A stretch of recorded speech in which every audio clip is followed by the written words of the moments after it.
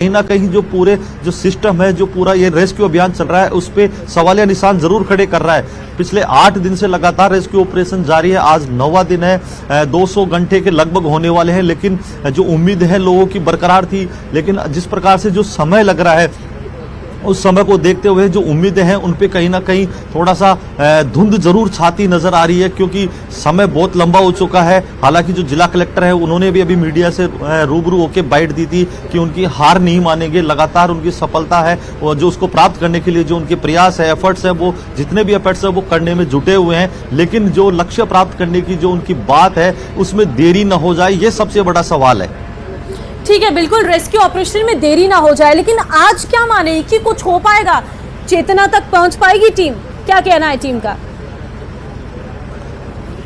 जी देखिए, जब से रेस्क्यू ऑपरेशन शुरू हुआ था तब से जिला प्रशासन के अधिकारी, जो रेस्क्यू करने वाले अधिकारी हैं, जो एनडीआरएफ के अधिकारी हैं, उनकी ओर से एक ही कमेंट्स आ रहा है कि जल्दी सफलता प्राप्त कर ली जाएगी, आज ये रेस्क्यू पूरा कर लिया जाएगा। तो उनकी कोशिश जरूर है, क्योंकि इनके वर्क में जो इनकी कार्य क्षमता है उसमें कहीं कोई कमी नहीं है, लेकिन कमी है इक्विपमेंट की, कमी है आपसी सामंजस्यता की। अगर ये चीजें इनके पास होती, अगर ये इक्विपमेंट हाई टेक्नोलॉजी के इक्विपमेंट होते तो शायद रेस्क्यू कब का कंप्लीट हो जाता, क्योंकि लगातार ये कड़कड़ाती ठंड में, ओस की बूंदों में तमाम जो चुनौतियां इनके सामने आई, हार्ड जो स्टॉक है वो इनके सामने आया, बारिश भी बैरन बनी, तो कहा जा सकता है कि इनके कार्य क्षमता में कोई प्रश्न चिन्ह नहीं लगा सकता। लेकिन इक्विपमेंट जो इनके पास होने चाहिए थे वो कहीं ना कहीं जो देरी का कारण जरूर बने हैं। तो कहा जा सकता है कि इनका जो रेस्क्यू ऑपरेशन लगातार जारी है और इनका कहना है कि आज शायद रेस्क्यू ऑपरेशन कंप्लीट कर लिया जाए, क्योंकि कल शाम को जिस प्रकार से 5 बजे जो एसडीएम की ओर से ऑफिशियली एक स्टेटमेंट जारी किया था, इन्होंने मीडिया के सामने आके बयान दिया था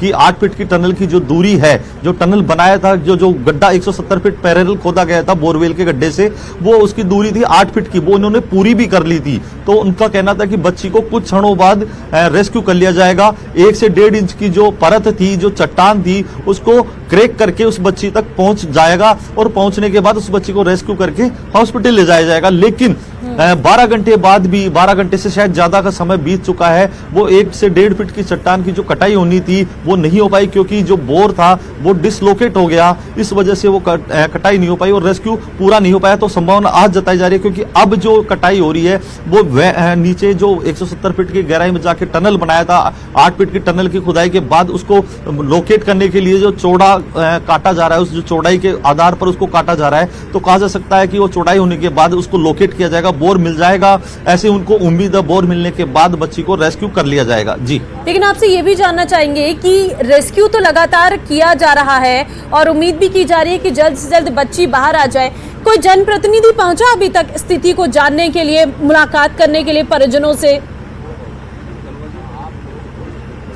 जी, मैं बताना चाहूंगा, जब ये रेस्क्यू ऑपरेशन शुरू हुआ और जब ये घटना घटित हुई तो लगातार जो क्षेत्रीय जनप्रतिनिधि हैं, जो स्थानीय विधायक हंसराज पटेल हैं, जयपुर ग्रामीण सांसद राव राजेंद्र सिंह और विपक्ष के नेता जो पूर्व विधायक इंद्राज गुर्जर हैं, शाहपुरा विधायक मनीष यादव है और जो कांग्रेस के पूर्व मंत्री राजेंद्र गुडा भी यहाँ पहुंचे थे, उन्होंने परिजनों से मिलकर उनको सांत्वना दी थी और जो तमाम जो अधिकारी यहाँ रेस्क्यू ऑपरेशन में जुटे हुए हैं उनसे अपडेट भी ली थी और रेस्क्यू ऑपरेशन को लेकर चर्चा की थी, किस प्रकार से रेस्क्यू ऑपरेशन को अंजाम दिया जा रहा है, क्या संसाधन उपयोग में लिए जा रहे हैं, जो एफर्ट्स हैं उनके बारे में उन्होंने चर्चा की थी। तमाम जो जनप्रतिनिधि लगातार यहाँ पहुंच रहे हैं, सांसद भी यहाँ लगातार सुबह शाम रात हो चाहे दोपहर हो, लगातार उनका आना जा रहा है। जो विधायक है वो भी, उनके जो परिजन है, विधायक प्रतिनिधि हैं, वो भी यहाँ लगातार आ रहे हैं। तो कहा जा सकता है जनप्रतिनिधियों का आना जारी है। लेकिन सबसे बड़ा सवाल यह है कि आखिर जो 8 दिन का समय बीत चुका है, मासूम चेतना जो अभी भी प्रशासन से दूर है, अपने परिजनों से दूर है, उसकी जो दूरी बनी है, जो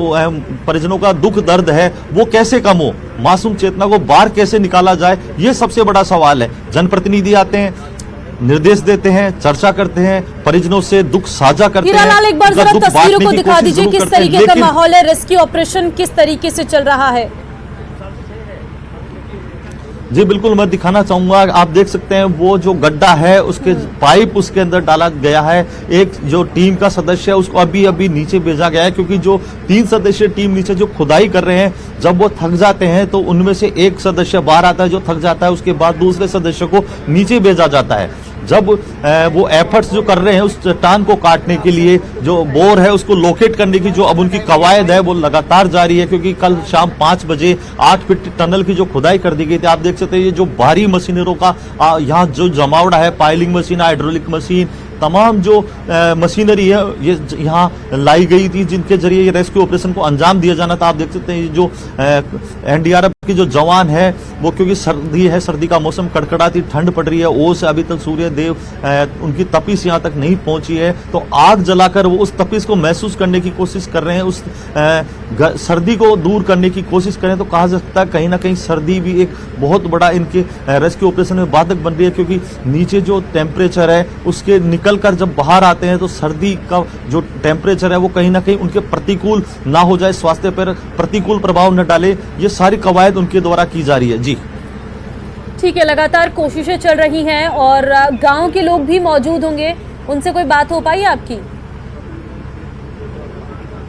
जी मैं बताना चाहूंगा, जिस जगह ये रेस्क्यू ऑपरेशन चल रहा है वो एक ढाणी है, इसके आसपास प्रशासन ने रेस्क्यू ऑपरेशन में किसी प्रकार का व्यवधान नहीं पड़े, क्योंकि जब रेस्क्यू ऑपरेशन शुरू हुआ था तो आसपास के गांवों के लोग यहां जुट गए थे, उनकी भीड़ लग गई थी, तो कहीं कोई व्यवधान नहीं हो, डिस्टरबेंस नहीं हो, इसको देखते हुए प्रशासन ने गांव के चारों ओर बैरिकेडिंग कर दी। जो बाहरी व्यक्ति है उनको यहां आने से रोक दिया गया है, किसी बाहरी व्यक्ति को अंदर नहीं आने दिया जा रहा है। तो जिस जगह यह रेस्क्यू ऑपरेशन चल रहा है वहां से ग्रामीणों को दूर रखा गया है। हमने पहले बात करने की जरूर कोशिश की थी, लेकिन उसके बाद जब ग्रामीणों को यहां आने से रोक दिया तो ग्रामीणों से हमारा संपर्क नहीं हो पाया, क्योंकि ग्रामीणों को यहां से दूर रोका गया है। ग्रामीण भी, अब जैसे बारिश का भी मौसम था, लगातार जो सर्दी है, ओस है, ठंड जिस तरीके से पड़ रही है, माइनस जो टेम्परेचर है, काफी तापमान नीचे चला गया है, तो कहा जा सकता है कि ग्रामीण भी अब यहां आने से कतरा रहे हैं। तो ऐसे में उनसे बात करना, संपर्क करना है जो थोड़ा नामुमकिन सा है, लेकिन कहीं ना कहीं जो देरी हो रही है तो उसको लेकर ग्रामीणों में जरूर रोष है, क्योंकि 8 दिन का समय बहुत लंबा समय होता है। तो जो उम्मीदें उन्होंने की थी, जो भगवान से जो उनकी, लेकिन अभी तक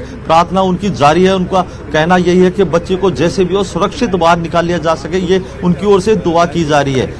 ठीक है हीरालाल, बहुत धन्यवाद आपका तमाम जानकारी देने के लिए। बीकानेर से बड़ी खबर आपको देंगे। श्री डूंगरगढ़ में पलटा डंपर, आग लग गई। जोधासर के पास अनियंत्रित होकर डंपर पलटा है। NH 11 पर सेरुणा थाना क्षेत्र में यह हादसा हुआ है। घटना की जानकारी मिलने पर सेरुणा थाना पुलिस मौके पर पहुंची है। नगर पालिका की फायर ब्रिगेड की टीम मौके पर पहुंची है। डंपर जलकर खाक हो गया है, हालांकि इसमें कोई जनहानि नहीं हुई है। तो जोधासर के पास अनियंत्रित होकर पलटा है ये डंपर। NH 11 पर सेरुणा थाना क्षेत्र में ये बड़ा हादसा हुआ है। श्री डूंगरगढ़ में डंपर पलटने से उसमें आग लग गई है। विक्रम हमारे संवाददाता फोन लाइन पे हमारे साथ हैं। विक्रम, जोधासर के पास अनियंत्रित होकर डंपर पलटा है, क्या जानकारी, किस वक्त की घटना?